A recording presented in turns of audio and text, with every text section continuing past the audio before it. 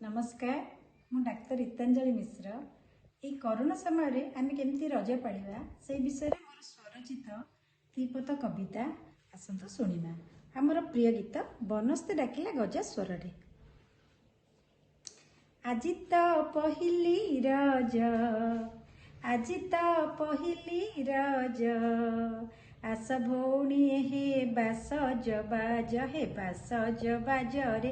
आजिठू पालिबा रज भौणी, आजिठू पालिबा रज।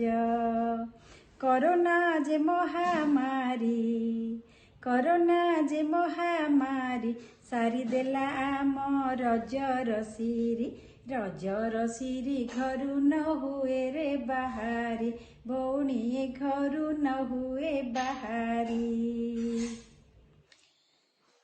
बजार को जीवा नाही, बजार को जीवा नाही, एकाठी आमे जे होइबा नाही, होइबा नाही। Corona कटकणा मानई भौणी, corona कटकणा मानई।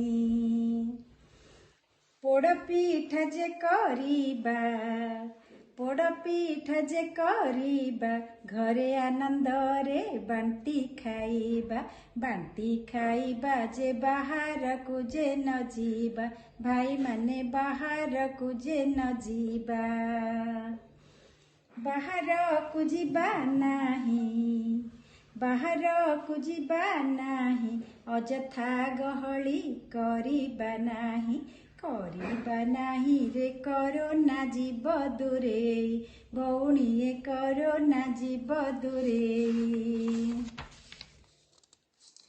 मुखे पिंधिबा जे मास्क, मुखे पिंधिबा जे मास्क, 2 गज निश्चय दूरता रख, दूरता रख रे। कटकणा मने रख भाई भौणी, कटकणा मने रख। आसतु समस्ते कोरोना कटकणा मानि रज पालिबा, निजको और समस्त को सुस्थ रखिबा। कोरोना टीका जे निय, कोरोना टीका जे निय, सांग साथी बंधु बांधवे कुह, बांधवे कुह रे। सर्वे मने रखि थाओ भाई भौणी, सर्वे मने रखि थाओ।